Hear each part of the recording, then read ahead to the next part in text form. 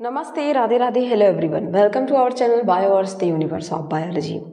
तो आज मैं जो आपको यूनिट पढ़ाने वाली हूँ वो एक कॉमन यूनिट है जिसका नाम है इकोलॉजी।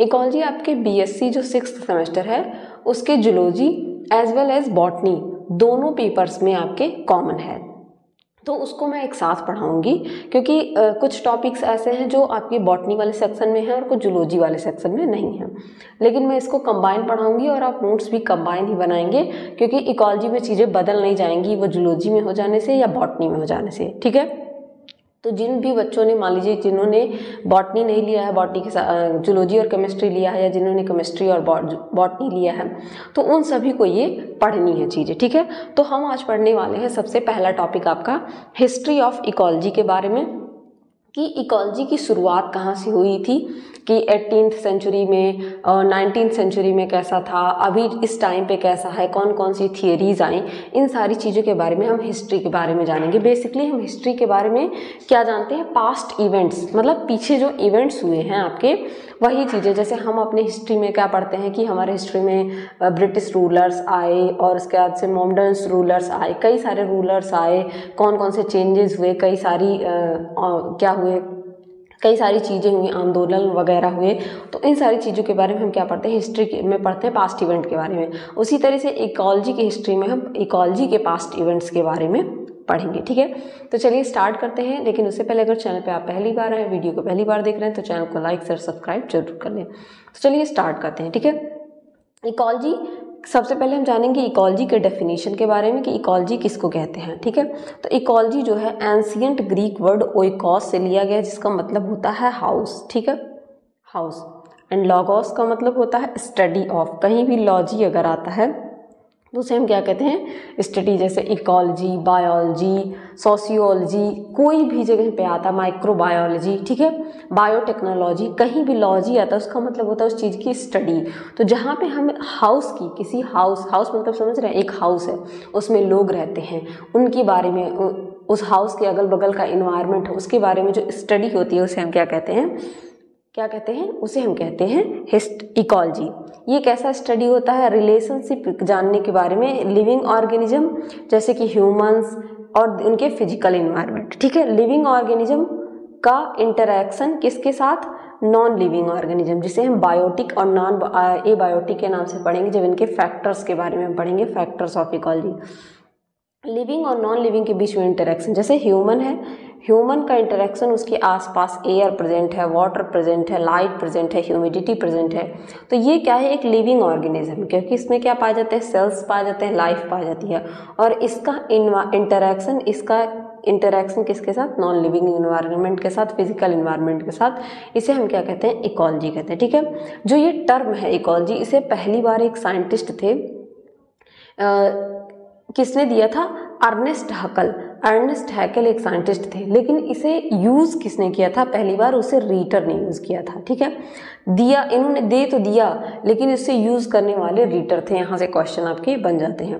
अगर फादर ऑफ इकोलॉजी की बात करें तो अलेक्जेंडर वॉन हेम्बोल्ट के बारे में कहा जाता है कि इनको फादर ऑफ इकोलॉजी कहा जाता है। क्यों कहा जाता है आगे आप हिस्ट्री में पढ़ेंगे, क्योंकि इनका इकोलॉजी में बहुत ज़्यादा रोल है। जैसे फादर ऑफ जेनेटिक्स किसे कहा जाता है, फादर ऑफ जेनेटिक्स मेंडल को कहा जाता है। ऐसा इसलिए क्योंकि उनका बायोलॉजी में बहुत ज़्यादा रोल है और बहुत अच्छा रोल है, उन्होंने बहुत ज़्यादा कंट्रीब्यूशन किया है, तो इस वजह से जेनेटिक्स का उनको फादर कहा जाता है। जैसे कि जूलॉजी का फादर एरिस्टोटल को कहा जाता है क्योंकि उनका बहुत ज़्यादा रोल है जूलॉजी की फील्ड में। बॉटनी में थियोफ्रास्टस, उसी तरीके से इनका अलेक्जेंडर वॉन हम्बोल्ट का इकोलॉजी में बहुत ज़्यादा रोल है। ठीक है, और एक टर्म आता है इकोलॉजी के लिए जिसे बाइकोइनोस कहते हैं, इसे टर्म दिया था इकोलॉजी के बारे में कार्ल मोबियस ने। ठीक है, ओडम एक साइंटिस्ट आते हैं, ओडम की बुक आपकी जो है इकोलॉजी की बहुत ज़्यादा फेमस है। ओडम ने डिफाइन किया था इकोलॉजी को कि ये एक टाइप की स्टडी है किसके बारे में, स्ट्रक्चर और फंक्शन ऑफ नेचर, नेचर का स्ट्रक्चर और फंक्शन, मतलब समझ रहे हैं, नेचर के फिजिकल चीज़ों के बारे में और फंक्शन के बारे में उसके, कि कैसे वो वर्क करता है, उसकी स्टडी को हम क्या कहते हैं, इकोलॉजी कहते हैं। ठीक है, यहाँ पे कुछ और बताया गया कि व्हाट इज इकोलॉजी, तो वही बात यहाँ पे बताई गई है कि उनके इंटरेक्शन को कहते हैं। अर्नेस्ट हैकेल ने इसका नाम दिया था, रीटर ने इसको सबसे पहले यूज़ किया था, और ये कुछ और डेफिनेशन है, चाहे तो इसको भी आप ऐड ऑन कर सकते हैं वही चीज़ें बताई गई हैं। एक और इसका एग्जांपल दिया है कि इसमें how organism shaped by surrounding as well how they utilise environmental resources such as energy flow mineral cycling. मतलब इसके बारे में बताया गया है कि कैसे ऑर्गेनिज्म अपने आप को क्या करते हैं सराउंडिंग के हिसाब से सेट कर लेते हैं और कैसे वो इन्वायरमेंटल रिसोर्सेज इन्वायरमेंट में पाए जाने वाले जैसे कि एनर्जी फ्लो यानी कि इन्वायरमेंट में क्या पाया जा रहा है आपका सन पाया जा रहा है, सन से लाइट निकल रही है, उस लाइट को प्लांट्स यूज़ कर रहे हैं। तो ये काइंड ऑफ क्या है एक इंटरैक्शन ही है जो इन्वायरमेंटल रिसोर्सेज को प्लांट यूज़ कर रहे हैं। उसी तरीके से मिनरल साइकिलिंग पढ़ते हैं आप जिसमें बायोजियोकेमिकल साइकिल में nitrogen cycle, carbon cycle, sulphur cycle, ये सारी चीज़ें क्या हैं आपके इन्वायरमेंट में पाई जा रही हैं। कुछ आपके वाटर में पाए जा रहे हैं, कुछ अर्थ में पाए जा रहे हैं, कुछ आपके चट्टानों में पाए जा रहे हैं। ये सारी चीज़ें आप क्या करते हैं इसमें पढ़ते हैं। ठीक है, बेसिकली इनमें नॉन लिविंग और लिविंग के बीच में जैसे कि बायोटिक में नॉन लिविंग कंपोनेंट आते हैं और बायोटिक में लिविंग कंपोनेंट आते हैं। इन दोनों के बीच में क्या देखते हैं इंटरेक्शन। ये दोनों क्या है फैक्टर्स ऑफ इकोलॉजी हैं।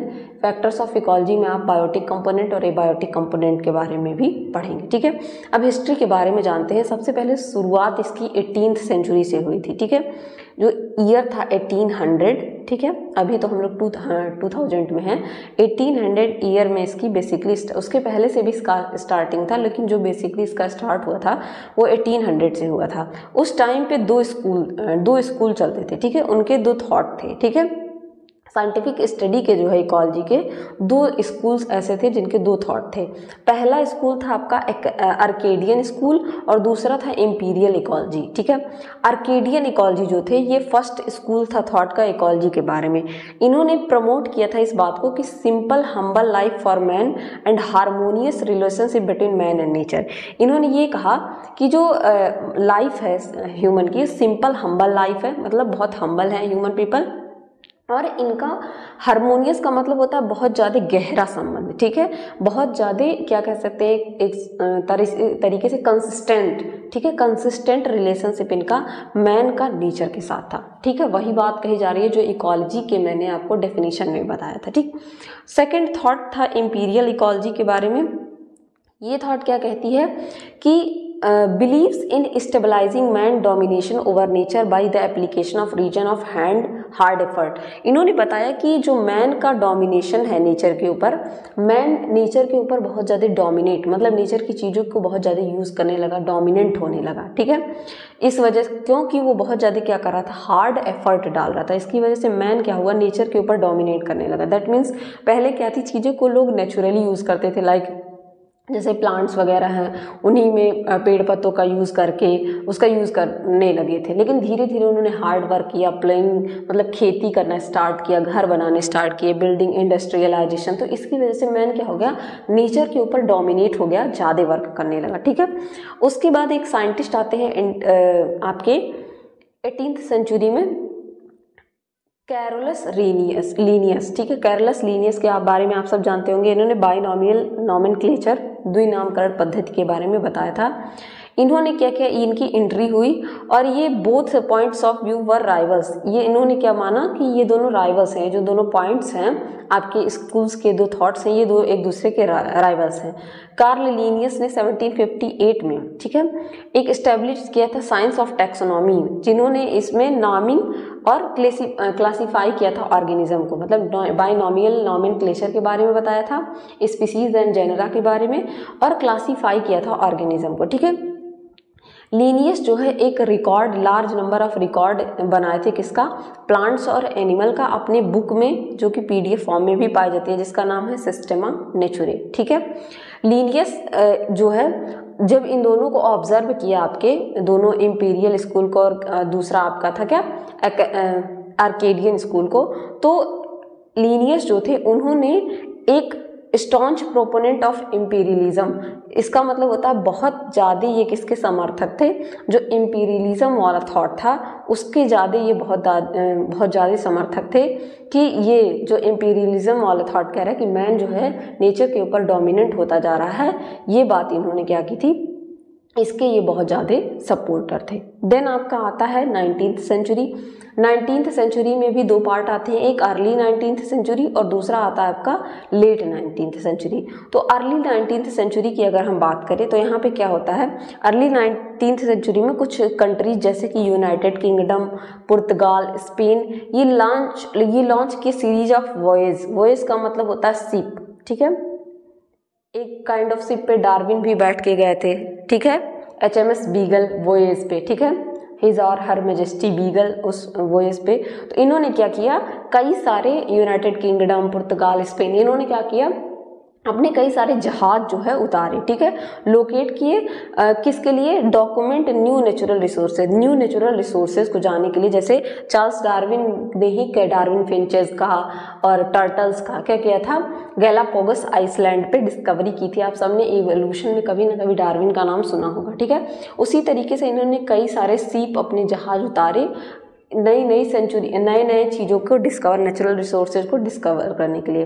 देन एक साइंटिस्ट आते हैं 1804 में, अलेक्जेंडर वॉन हम्बोल्ट। इन्होंने लार्ज नंबर ऑफ स्पीसीज को पब्लिश किया, मोस्टली प्लांट थे इसमें, ठीक है, for which he attempted to explain geographical distribution using geological data, जिसके लिए इन्होंने जियोग्राफिकल डेटा, मतलब जो आप पढ़ते हैं इंडिया का मैप, उस तरीके से जियोग्राफिकल डेटा को इन्होंने क्या किया, यूज़ किया एक्सप्लेन करने के लिए लोगों को, जैसे कि इस एरिया में ऐसे स्पीसीज पाए जा रहे हैं, इस एरिया में ऐसे प्लांट पाए जा रहे हैं, ठीक है। बाद में इसी वजह से इन्होंने कई सारे पेपर रिलीज किए, आइडिया प्लांट जियोग्राफी के बारे में बताया। कई सारे स्कॉलर्स, इनके रिसर्च स्कॉलर्स जो होते हैं, उन्होंने अलेक्जेंडर वॉन हम्बोल्ट को फादर ऑफ इकोलॉजी कहा। देन आते हैं आपके चार्ल्स डार्विन। 1859 में अपनी थियरी ऑफ इवोल्यूशन को इन्होंने क्या किया था, प्रपोज किया था, theory of evolution and adaptation, ठीक है। इस आइडिया में इन्होंने क्या बताया था कि organism change throughout time as a result of their hereditary qualities and personalities. Basically इन्होंने क्या बताया था कि कोई भी ऑर्गेनिज्म जैसा पैदा हुआ है वो वैसा ही नहीं रहता, ठीक है, उसमें टाइम टू टाइम क्या होता है, इवोल्यूशन होता रहता है और चेंजेस आते रहते हैं और टाइम के साथ अडाप्ट करता रहता है। These evolutionary adaptation allow them to better adapt their surrounding. और ये जो इनके अंदर अडाप्टेशन आती है, अडाप्टेशन एंड एक्लिमेटाइजेशन क्या होता है, इसके बारे में भी मैं आपको बताऊंगी। तो ये जो इनके अंदर अडाप्टेशन आती है, मान लीजिए आपके यहाँ धूप बहुत ज़्यादा हो रही है, ठीक है, और आप अडाप्ट नहीं कर पा रहे हैं, अगर उस धूप को टॉलरेट नहीं कर पाएंगे तो आप क्या होंगे, आपकी डेथ हो जाएगी। उसी तरीके से चार्ल्स डार्विन ने कहा कि ये जो अडाप्टेशन है इनमें, इनको अपने सराउंडिंग में, अपने इन्वायरमेंट में रहने के लिए क्या करती हैं, बहुत ज़्यादा हेल्प करती हैं, ठीक है। These adaptation also increase the likelihood of having more of spray ensuring survival. और ये जो अडाप्टेशन होता है ये इंक्रीज करता है इनके ऑफ स्प्रिंग का मतलब क्या होता है, इनके बच्चे, ठीक है, बेसिकली चाइल्ड, ठीक है। तो मोर ऑफ स्प्रिंग का मतलब अगर आप क्या करेंगे, बहुत अच्छे से वहाँ अडाप्ट कर पाएंगे, आपको इन्वायरमेंट बहुत सुटेबल लगेगा, तो रिप्रोडक्शन का जो वो प्रोसेस होता है वो क्या होगा, आपका बेटर होगा और आपका सर्वाइवल भी बहुत अच्छा होगा, आप अच्छे से सर्वाइव कर पाएंगे, आपको काइंड ऑफ डिजीज नहीं होंगी, आपकी डेथ का ऐसा नहीं होगा कि आपकी डेथ हो जाएगी, मतलब सर्वाइवल अच्छा होगा। जो इनकी थियरी थी नेचुरल सिलेक्शन की, इसे सर्वाइवल ऑफ फिटेस्ट के नाम से भी जाना जाता है, सर्वाइवल ऑफ फिटेस्ट के नाम से भी जाना जाता है। और ये जो इनकी थियरी थी, इनको पॉपुलैरिटी दिलाने में, चार्ल्स डार्विन को पॉपुलैरिटी दिलाने में बहुत ज़्यादा हेल्प की थी। इसी वजह से उसी टाइम पे मैंने आपको जब पढ़ाया था मेंडल के लॉ के बारे में, तो बताया था मैंने कि मेंडल की जो थियरी थी, उनके मरने के 30 साल बाद पता चला कि मेंडल ने कोई थियरी दी थी, इन्हीं की वजह से, क्योंकि उस टाइम पे क्या था, लोग इवोल्यूशन पे ज़्यादा ध्यान दे रहे थे और डार्विन साहब उस टाइम पे बहुत ज़्यादा क्या थे, फेमस थे, ठीक है। तो लोग उनकी बातों पे उतना ध्यान नहीं दिए क्योंकि वो क्या थे, बायोलॉजी के होकर मैथ की चीज़ों पे काम कर रहे थे, जो हमारे मेंडल साहब थे। इसी वजह से जो डार्विन थे वो उस समय बहुत ज़्यादा पॉपुलर थे, उन्होंने लोग बहुत ज़्यादा अच्छा लगता है सुनने में कि आप अडाप्ट कर रहे हैं, आप फिट रहेंगे अगर आप ये चीज़ें करेंगे, समझ रहे हैं, तो इस लोग इनकी बातों से ज़्यादा उस टाइम पे अट्रैक्टेड थे। चार्ल्स डार्विन जो थे, उन्होंने क्या किया, रिपोर्ट किया और अपने सारे ऑब्जर्वेशन को, और क्या किया, एक पोस्टुलेट मैकेनिज्म, एक थियरी दी अपनी एक बुक में जिसका नाम था origin of species bye means of natural selection, ठीक है। किसके साथ, अकेले इन्होंने ये बुक नहीं लिखी, उन्होंने अल्फ्रेड रसेल वेलास एक साइंटिस्ट थे जिन्होंने नेचुरल सिलेक्शन के बारे में बताया था डिस्टिंक्ट ऑर्गेनिज्म के बारे में, डिफरेंट ऑर्गेनिज्म के बारे में कि ऑर्गेनिज्म जो है नेचुरली सेलेक्ट भी होते हैं। तो चार्ल्स डार्विन ने अपने सारे ऑब्जर्वेशन को देखा, जैसे कि ये गैलापागोस आइसलैंड पे गए थे, इन्होंने आई थिंक 5 ईयर तक शिप से क्या किया था, जहाज से ट्रेवल किया था और डिफरेंट आइलैंड पे जाके इन्होंने डिफरेंट ऑर्गेनिज्म को ऑब्जर्व किया था, जैसे कि फिंचेस हो गई, चिड़िया छोटी छोटी, और कुछ काइंड ऑफ प्लांट्स के ऊपर, उसके बाद से कुछ टर्टल्स के ऊपर इन्होंने डिस्कवरी की थी। जब इन्होंने 5 साल तक पूरा घूमा और अपनी भी चीज़ों को देखा, इनके फादर भी एक टाइप के नेचुरलिस्ट थे, फिर इन्होंने सारी चीज़ों को ऑब्जर्व करने के बाद एक बुक पब्लिश की जिसका नाम था origin of species bye means of natural selection. ठीक है, किसके साथ, अल्फ्रेड रसेल वेलास के साथ मिलकर। फिर आया आपका लेट 19th सेंचुरी। अगर लेट 19th सेंचुरी की बात करें तो टर्म इकोलॉजी यहीं पे इसी टाइम पे इंट्रोड्यूस किया था अर्नेस्ट हकल के द्वारा 1869 में। ठीक है, ecology has since evolved into the study of organism interaction with their surrounding. वही बात कि क्या होती है, ऑर्गेनिज्म की स्टडी की जाती है उनके इन्वायरमेंट के साथ। ठीक है, एडवर्ड सियस एक साइंटिस्ट थे जिन्होंने एक टर्म क्या किया, क्वाइन किया, उसके बारे में बताया जाता था बायोस्फीयर। बायोस्फीयर का मतलब, बायोस का मतलब लाइफ, स्फीयर का मतलब क्या होता है, लाइफ उनके सराउंडिंग में। ठीक है, to describe system made of living organism and their surrounding.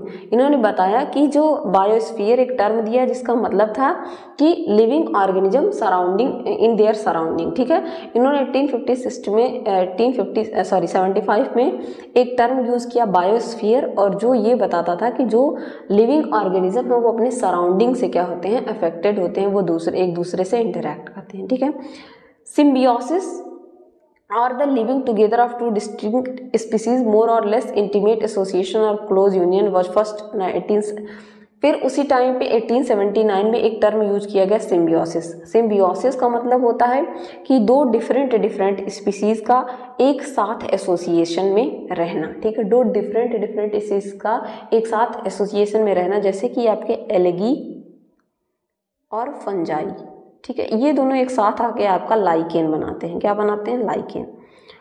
Algae क्या करता है, एलगी में आपके क्लोरोप्लास्ट पाए जाते हैं, फूड बनाने का काम करता है। फंजाई में ऐसा कोई प्रोसेस होता नहीं है, इनको फूड की ज़रूरत होती है, ये एलगी से फूड ले लेते हैं, फंजाई इनको शेल्टर प्रोवाइड कर देता है, घर प्रोवाइड कर देता है, दोनों साथ में मिलकर रहते हैं। इसको हम क्या कहते हैं, सिम्बियोसिस कहते हैं। उसी टाइम पे इस चीज़ का भी डिस्कवरी किया गया कि जो रिलेटेड ऑर्गेनिज्म है, कुछ डिस्टिंक्ट अलग अलग ऑर्गेनिज्म है, उनमें क्या हो सकता है, रिलेशन हो सकता है। ठीक है, Eugene warming founded the field of biogeography in 1895. The study of geographical distribution of living organism is known as biogeography. Eugene warming ने, ठीक है, एक टर्म यूज़ किया, क्या, बायोजियोग्राफी। बायोजियोग्राफी में हम क्या पढ़ते हैं, geographical distribution of living organism के बारे में, लाइक एनिमल्स, सारे एनिमल्स में, प्लांट्स में, कि कोई जो अल्पाइन ट्रीज़ हैं, मतलब जो कोनिफर्स ट्रीज हैं, कोन लाइक पाए जाते हैं, वो आपके कहाँ पाए जाएंगे, जो बर्फीले एरियाज़ हैं वहाँ पे पाए जाएंगे। पोलर बियर आपका क्या पाया जाएगा, जहाँ पे बर्फीले एरिया वहाँ पाए जाएंगे। साइबेरियन बर्ड्स कहाँ पाई जाती हैं, ऐसे मतलब सबका जियोग्राफिकल डिस्ट्रीब्यूशन है, सारे एनिमल एक जगह पे नहीं पाए जाते होंगे। ठीक है, फिर एबायोटिक फैक्टर्स, जैसे कि आपका वाइंड हो गया, हवा, फायर, टेम्परेचर और सारी चीज़ों के बारे में इन्वेस्टिगेशन हुआ कि उस एरिया में पाए जाएंगे। डिस्कवरी ऑफ नाइट्रोजन साइकिल, सबसे पहले डिस्कवरी किसने की थी, एंटोनी लेवोसियर ने। एंटोनी लेवोसियर के बारे में आप सबने पढ़ा होगा, फादर ऑफ केमिस्ट्री। ठीक है, तो लेवोसियर साहब ने सबसे पहले नाइट्रोजन साइकिल की डिस्कवरी की थी। और थियोडर डी सॉसर, इन्होंने स्टडी ऑफ इकोलॉजी के एड के बारे में, उसके क्या थे बेनिफिट के बारे में इन्होंने बताया था। कहाँ पे, 19th सेंचुरी में। फिर the revolution of how nitrogen is cyclically synthesized into various form paved of way better और knowledge of nutrient intake in live creatures. कैसे नाइट्रोजन साइकिल चलती है, उसका यूज़ कैसे होता है, इसके बारे में भी इस एरा में बताया गया। ठीक है, बताया गया कि नाइट्रोजन है जो है, इसको मेजर न्यूट्रिएंट माना गया है, जो लिविंग स्पीसीज़ के एग्जिस्टेंस के लिए बहुत ज़्यादा ज़रूरी है। तो आज मैं थोड़ा सा छोटा लेक्चर बताऊंगी। आज के लेक्चर में हम इतना ही पढ़ेंगे। कल के लेक्चर में फिर हम 20th सेंचुरी के बारे में और इंडियन इकोलॉजी के बारे में, देन इसके सिग्निफिकेंस के बारे में, इन सारी चीज़ों के बारे में पढ़ेंगे। तो आज के लेक्चर में बस इतना ही। तब तक के लिए पढ़ते रहिए, बढ़ते रहिए। Thank you everyone. जो सबसे पहले जानेंगे इस ईयर में 1920, इस एरा में मतलब 20th सेंचुरी में ह्यूमन इकोलॉजी का जन्म हुआ। ठीक है, किसका? ह्यूमन इकोलॉजी का, जिसमें हम इकोलॉजी किसके पर्सपेक्टिव में पढ़ेंगे? ह्यूमंस के पर्सपेक्टिव में। ठीक है, इसके पहले तक अभी तक क्या था? कंबाइन था, चीज़ें साथ में चल रही थी। बायोस्फीयर के बारे में आपने जाना, वॉन हम्बोल्ट ने बताया। सबसे शुरू में 2 प्रिंसिपल ऑफ स्कूल चलते थे आपके, ठीक है, उनके बारे में आप जाना। उसके आगे भी कई सारे क्या हुए? डिस्कवरीज हुई जिसके बारे में पता चला। लेकिन जो ह्यूमन इकोलॉजी थी, यानी कि इकोलॉजी का रिलेशन ह्यूमन से, उसका जो बॉर्न है वो आपके 1920 में हुआ। ठीक है, इसमें इसका पर्पस क्या था यहाँ पे कि जो है इकोलॉजिकल साइंस का इम्पोर्टेंस अर्बन और रेजिडेंशियल एरिया में उसके प्लानिंग के तहत उस एरिया तक पहुँचाना। ठीक है, अर्बन एरियाज़ में एंड रेजिडेंशियल एरियाज़ में। ठीक है, यहाँ पे एक साइंटिस्ट आते हैं, क्या थे? व्लादिमीर वेरेंडेस्की। ठीक है, व्लादिमीर वेरेंडेस्की जो है 1926 में एक साइंटिस्ट आते हैं, उन्होंने एक बुक लिखी द बायोस्फीयर। ठीक है, द बायोस्फीयर में क्या किया इन्होंने? वर्ल्ड वाइड इकोलॉजिकल सिस्टम के बारे में बताया। पूरे वर्ल्ड में इकोलॉजिकल सिस्टम जो चल रहा था उसके बारे में बताया। और यहाँ पे इन्होंने इंक्लूड किया कि सारे लिविंग बीइंग जो होते हैं, यानी कि कोई भी लिविंग बीइंग्स है, उसमें ह्यूमंस हो सकते हैं, उसमें काउज, उसमें आपके प्लांट्स भी लिविंग बीइंग्स हैं, रेस्पिरेशन तो वो भी करते हैं। ठीक है, उनका रिलेशन, ठीक है, कैसे उनका रिलेशन है एक दूसरे के साथ, और उनका इंटरैक्शन मतलब रिलेशन क्या हो गया कि कैसे अपने में उनका एक दूसरे के साथ रिलेशन है। और फिर फिजिकल इन्वायरमेंट में, जिसमें आपका लिथोस्फीयर आ गया, जिसमें आपके चट्टान वगैरह आ गए। ठीक है, जियोस्फीयर जिसमें जियोलॉजी आ गई आपकी। ठीक है, जूलॉजी नहीं। हाइड्रोस्फीयर वाटर के साथ, एटमॉस्फेयर आपके पूरे एटमॉस्फेयर के साथ उनका इंटरेक्शन कैसा है। ठीक है, उनका पूरे वर्ल्ड वाइड इकोलॉजिकल सिस्टम के बारे में बताया, उनका इंटरेक्शन एक दूसरे के साथ रिलेशन कैसा है, और आपके फिजिकल इन्वायरमेंट के साथ उनका इंटरेक्शन कैसा है, इस चीज़ के बारे में इस बुक में बताया गया था। देन एक साइंटिस्ट आते हैं एजी टेंसले, आप सबने टेंसले का नाम सुना होगा, जिनको हम शॉर्ट में एजी टेंसले के नाम से जानते हैं। आर्थर जी टेंसले 1935 में इन्होंने एक टर्म दिया इकोसिस्टम। अभी तक हम लोग क्या पढ़ते रहे थे? इकोलॉजी। उन्होंने एक टर्म दिया इकोसिस्टम। इकोसिस्टम के बारे में आप पढ़ेंगे जब लेवल ऑफ ऑर्गेनाइजेशन ऑफ क्या पढ़ेंगे आप? Ecological system. जो भी आपका टॉपिक है आगे मैं वही पढ़ाऊंगी। तो इन्होंने एक टर्म दिया क्या? इकोसिस्टम क्या बताता है कि बायोलॉजिकल कम्युनिटी जो है, अब कम्युनिटी क्या होता है ये भी आप जान लीजिए। एक स्पीसीज होती है, इस स्पीसीज को मिला के, कोई भी एक सिंगल स्पीसीज या इंडिविजुअल है, इस स्पीसीज को मिला के कई सारे, जैसे ह्यूमन एक स्पीसीज है और कई सारे ह्यूमन मिलकर क्या बनाते हैं? कम्युनिटी बनाते हैं। तो जो बायोलॉजिकल कम्युनिटी होती है इंटरैक्टिंग स्पीसीज की, मतलब कई सारे स्पीसीज मिलकर क्या बना रहे हैं? कम्युनिटी। उस कम्युनिटी का फिजिकल इन्वायरमेंट के साथ क्या रिलेशन है इस चीज को। ठीक है, as a result ecology has evolve in the science of ecosystem. इसके रिजल्ट से क्या हुआ? साइंस ऑफ इकोलॉजी जो है साइंस ऑफ इकोसिस्टम बन गया। फिर एक साइंटिस्ट आते हैं इस एरा में, दैट इज पैट्रिक ने रिसर्च किया और उन्होंने इंटरकनेक्टेडनेस ऑफ ऑर्गेनिज्म, मतलब इंटरकनेक्टेडनेस का मतलब होता है एक ऑर्गेनिज्म दूसरे ऑर्गेनिज्म से कैसे रिलेटेड होता है। इंटरकनेक्टेडनेस के बारे में आप पढ़ेंगे जब आप फूड वेब पढ़ेंगे। फूड वेब भी एक दूसरे से इंटरकनेक्टेड होते हैं। आप देखेंगे एक ही ऑर्गेनिज्म को कई सारे एनिमल खा रहे हैं, वो कई सारी चीज़ों पे फीड कर रहा है। ठीक है, जैसे ग्रास पे आपकी बकरी भी खाती है ग्रास को, ग्रास हॉपर भी खाता है, रैबिट भी खाता है, ये सारी चीज़ें इंटरकनेक्टेडनेस होती हैं। ठीक है, 1940 में। और इन्होंने ये चीज़ किस चीज़ पे फोकस करते हुए? Fresh water ecosystem. आप ये भी पढ़ेंगे, टाइप्स ऑफ इकोसिस्टम आप पढ़ेंगे तो वहाँ पे आप fresh water ecosystem, terrestrial ecosystem, cropland ecosystem, ठीक है, बेसिकली नेचुरल और आर्टिफिशियल इकोसिस्टम के बारे में पढ़ेंगे। इकोसिस्टम क्या होता है लेवल ऑफ ऑर्गेनाइजेशन में, और अच्छे से समझेंगे आप। तो उस पर उन्होंने फोकस करते हुए ये सारी चीज़ें बताई। ये क्या किया इन्होंने? ये स्ट्रीम हेल्थ को आपने ध्यान में रखते हुए इन सारी चीज़ों के बारे में बताया। देन आपका आता है क्या? देन आपका आता है मिड 20th सेंचुरी। अभी तक आपने क्या पढ़ा? अर्ली, फिर अब मिड 20th सेंचुरी आता है। यहाँ पे क्या हो गए थे? पीपल, जो लोग थे वो अवेयर हो गए थे पोल्यूशन के, जो इम्पैक्ट था पोल्यूशन का इकोसिस्टम पे, उसके बारे में 1950 तक लोग इसके बारे में अवेयर हो गए थे कि पोल्यूशन जो है हमारे इकोसिस्टम पे क्या कर रहा है? इम्पैक्ट डाल रहा है। ठीक है, पहला इकोलॉजी का बुक लिखा गया था यूजीन ओडम और होवर्ड ओडम, ये दो लोग थे 1953 में, और ये यूनिवर्सिटी कोर्सेज का पहला बुक बना था। ओडम की बुक हमेशा आपको प्रेफर की जाती है, तो आप ये भी जान लीजिए कि इकोलॉजी की जो फर्स्ट टेक्स्ट बुक थी वो Eugene Odum and Howard Odum के द्वारा लिखी गई थी। ठीक है, ecology got broad public attention in 1960s। 1960s में क्या हुआ कि इसको सबसे ज़्यादा अटेंशन मिलने लगी, क्योंकि जो हमारी स्टेट गवर्नमेंट थी, स्टेट ऑफ एनवायरनमेंट था, उसको कंसर्न में रखते हुए इकोलॉजी के ऊपर बहुत ज़्यादा वर्क होने लगा। ठीक है, जेम्स लैवलॉक एक साइंटिस्ट थे 1970 में, इन्होंने कॉइन किया फ्रेज। ठीक है, ईडियम एंड फ्रेज आप सब जानते हैं, आप पढ़ते हैं लोकोक्ति एंड मुहावरे, आई थिंक हिंदी में कहते हैं ईडियम एंड फ्रेजेस। फ्रेजेस, एक फ्रेज इन्होंने दिया क्या, गिया करके। ठीक है, GAIA, इसका मतलब होता है कि entire earth is one living entity capable of ensuring its own survival even if people destroy it. इन्होंने बताया कि जो हमारा पूरा अर्थ है, एक क्या है, लिविंग एंटिटी है, एक लिविंग एंटिटी है जो कि कैपेबल है अपने खुद के सर्वाइवल के लिए, इवन कि अगर इसको लोग डिस्ट्रॉय भी कर देते हैं तो भी फिर अपने आप को ये सर्वाइव कर ले जाएगी। ठीक है, तो जेम्स लैवलॉक ने 1970 में एक फ्रेज दिया, ईडियम एंड फ्रेज के बारे में आप सबने सुना होगा, फ्रेज दिया जिया के बारे में, जो ये बताता है कि हमारा इंटायर अर्थ एक लिविंग एंटिटी है जो कि कैपेबल है अपने सर्वाइवल के लिए, अगर लोग इसे डिस्ट्रॉय भी कर देते हैं फिर से ये सर्वाइव कर देता है। फिर आपका लेट 20th सेंचुरी आता है, 1970 के बाद वाला। तो 1971 में पहली बार यूनेस्को के बारे में आप सबने सुना होगा।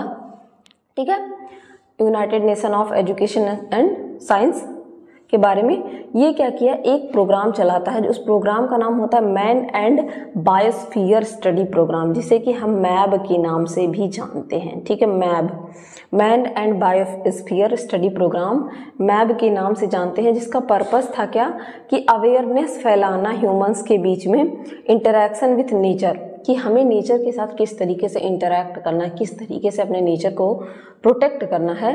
उसके लिए यूनेस्को ने 1971 में एक प्रोग्राम स्टार्ट किया जिसका नाम था man and biosphere study programme, जिसे हम मैब के नाम से भी जानते हैं। ठीक है, देन कंजर्वेशन बायोलॉजी, आप कंजर्वेशन बायोलॉजी में पढ़ेंगे in situ conservation, ex situ conservation, zoo वगैरह के बारे में। ठीक है, बायोस्फीयर क्या होता है, इन सारी चीज़ों के बारे में पढ़ेंगे कंजर्वेशन बायोलॉजी में।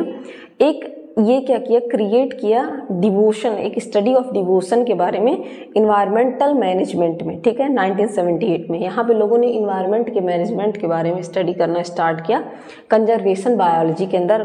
कंजर्वेशन बायोलॉजी भी आपको पढ़नी है, जिसमें आप in situ conservation, ex situ conservation, biosphere reserve के बारे में, ठीक है, इन सब चीज़ों के बारे में पढ़ेंगे।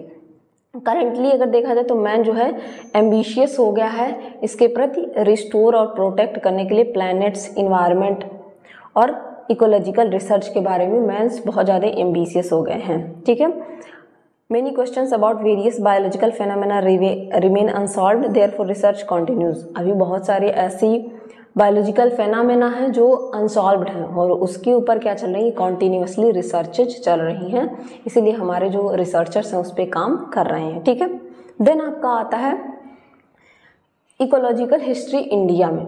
इंडिया में इकोलॉजी की क्या हिस्ट्री थी। ठीक है, तो अगर इंडिया में हिस्ट्री की बात की जाए तो देखा जा रहा है कि कई सिविलाइजेशन से, जैसे आपने पढ़ा होगा Indus valley civilisation, Mauryan civilisation, कई सारे सिविलाइजेशन के बारे में आप सबने, Mauryan empire, Indus valley civilisation, जिसमें आपने सिंधु सिविलाइजेशन, हड़प्पन सिविलाइजेशन, कई सारे सिविलाइजेशन हिस्ट्री आपने पढ़ी होगी। ठीक है, तो देखा जाए कि डिकेड ऑफ ईयर्स से, ठीक है, ट्रेस्ड बैक अगर जाया जाए तो कई सारे ईयर्स से इंडिया में के सिविलाइजेशन में हम इकोलॉजी के बारे में देख रहे हैं। यहाँ पे सर्वाइवल के लिए अर्ली सोसाइटी में क्या था, हर इंडिविजुअल जो है अपने सराउंडिंग को क्या कर रहा था, समझने की कोशिश कर रहा था। वहाँ पे including force of nature, plants, animals and present in the same. वहाँ पे जितने भी उस टाइम पे मतलब शुरू में सर्वाइवल जब हमारी कम्युनिटी क्या हो रही थी, ऐसा माना जाता है कि एप्स जो थे मतलब लंगूर, बंदर आप जिसको कहते हैं, उससे हम इवॉल्व हुए हैं। तो उस टाइम पे जब हम ह्यूमन में इवॉल्व हुए, उस टाइम के जो ह्यूमंस थे वो क्या कर रहे थे, अपने सराउंडिंग को समझने की कोशिश कर रहे थे कि यहाँ पे प्लांट्स भी पाए जा रहे हैं, एनिमल्स भी पाए जा रहे हैं, कैसे ये सर्वाइव कर रहे हैं, इन सारी चीज़ों को समझने की कोशिश कर रहे थे। अगर प्रिंसिपल ऑफ इकोलॉजी की बात करें तो हमारे जो इंडियन क्लासिकल ओल्ड राइटिंग्स हैं, जैसे कि अभी आप जानेंगे, जिसमें कि आपका क्या क्या आता है, जैसे आपकी वेद हो गए, ठीक है, वेदास, संहितास, कई सारे संहिता हैं, ब्राह्मण्स, कई सारे ब्राह्मण्स क्या हैं, ये बुक्स हैं, ठीक है, अरण्यक्स, सॉरी इसको ऐसे बोला जाएगा, अरण्यक, ठीक है, अरण्यकाश अगर आप इसे इंग्लिश में बोलेंगे, उपनिषद, कई सारे उपनिषद हैं, आप सब ने इन सब का नाम सुना होगा। यहाँ पे जो है इकोलॉजी के बारे में बहुत चीज़ें मेंशन है, जैसे कि आपके एक आता है चरक संहिता, जिसमें इंडियन मेडिकल ट्रीटीज के बारे में लिखा गया है, सुश्रुत संहिता जहाँ पे सर्जिकल मैनुअल के बारे में लिखा गया है, that in human period had an excellent grasp and knowledge of plant and animal ecology। इस टाइम इस सारे बुक्स में ये बताया गया है कि इस टाइम पे भी हमारे जो ह्यूमंस थे, ठीक है, उनके पास एक अच्छा खासा नॉलेज था इकोलॉजी का, ठीक है।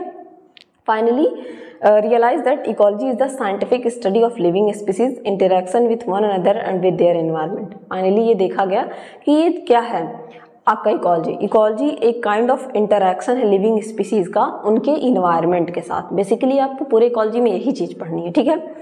अब हमने पूरी इकोलॉजी की हिस्ट्री पढ़ ली, कहाँ तक, 20th सेंचुरी तक। अभी हम 20th सेंचुरी में हैं, आगे जो रिसर्च होंगे प्लीज़ आप उसे पढ़ते रहिएगा, मैं भी पढ़ूंगी, ठीक है। देन अब हम थोड़ा सा जानेंगे इसका सिग्निफिकेंस क्या है, इसका इंपॉर्टेंस क्या है, इसका बेनिफिट क्या है, हम क्यों पढ़ते हैं इसका जो है इकोलॉजी को, ठीक है। तो सबसे पहली चीज़ क्या है कि इकोलॉजी जो है हमें क्या बताती है, इम्पैक्ट ऑफ और action on the ecosystem. Ecology हमें इस चीज़ को बताती है कि हम क्या इम्पैक्ट डाल रहे हैं अपने इकोसिस्टम पे। हम अपने इकोसिस्टम को ज़्यादा धूप पोल्यूशन की वजह से ख़राब कर रहे हैं, कुछ चीज़ों को बेटर भी कर रहे हैं पेड़ पौधे लगाकर, और कई सारे नए नए जो है एक्ट्स आते हैं जिनके तहत कई सारे रिजर्व्स बनाए जाते हैं, बायोस्फीयर रिजर्व्स, हम उसे बेहतर भी कर रहे हैं। मतलब क्या हम इम्पैक्ट डाल रहे हैं अपने इकोसिस्टम पे, इकोलॉजी इस चीज़ को हमें बताती है, ठीक है। और ये डिमॉन्स्ट्रेट करती है इन्वायरमेंटल डिवेस्टेशन जो हम कर रहे हैं, एक पर इंडिविजुअल, एक पर्सन क्या कर रहा है अपने इन्वायरमेंट में, उसको ख़राब करने में, उसको अच्छा करने में, उसके बारे में बताता है। Destruction of land and environment has resulted from lack of understanding of ecology. जो लोग इकोलॉजी को बहुत अच्छे से नहीं समझते हैं, वो ये नहीं जान पा रहे हैं कि जो हम लोग लैंड को डिस्ट्रक्ट कर रहे हैं इतने बेकार तरीके से, केमिकल्स वगैरह का यूज़ करके और डिफॉरेस्टेशन करके, मतलब पेड़ों की कटाई करके, तो ये क्या है, लैक ऑफ क्या है, नॉलेज ऑफ इकोलॉजी। हमें इकोलॉजी की नॉलेज के बारे में बहुत अच्छे से नहीं पता है, ठीक है। कुछ स्पीसीज क्या हो रही है, एक्सटिंक्ट हो जा रही है, मतलब विलुप्त हो जा रही है, इंडेंजर्ड हैं कुछ स्पीसीज, मतलब अभी विलुप्त होने की कगार पे हैं, जैसे कि डायनासोर्स हो गए, व्हाइट शार्क्स, मैमोथ्स, ये सारे क्या हैं, ये सारे स्पीसीज अब रह ही नहीं गए हैं because of our harmful effect on environment, okay, ecosystem. तो हमें अगर इस चीज़ की नॉलेज हो, अगर लोग इसको बहुत अच्छे तरीके से समझे, तो वो डिस्ट्रक्ट नहीं करेंगे। As a result studying of environment and creature aids us in protecting them from the harm and danger. अगर हम उसके नॉलेज को जानेंगे, इकोलॉजी के बारे में पढ़ेंगे, तो हम हार्म और डेंजर के बारे में जानेंगे कि किस चीज़ को करने से हमें क्या प्रॉब्लम हो सकती है। इकोलॉजिकल नॉलेज जो होती है ये अलाउ करती है डिटरमाइन करने के लिए which resources are required for the survival of various organism, कि कौन कौन से कोई एनिमल है उसके सर्वाइवल के लिए क्या चीज़ें नीडेड है, ठीक है। For their growth and development हमें इकोलॉजिकल अवेयरनेस होना बहुत ज़रूरी है, जिसकी वजह से हम क्या करेंगे, जो रेडिएशन वो वगैरह हो रहा है, ओवर एक्सप्लॉयटेशन हो रहा है, डिप्लीशन हो रहा है, डिप्लीशन मतलब समझ रहे हैं, ओजोन की बात की जा रही है, ओजोन का डिप्लीशन।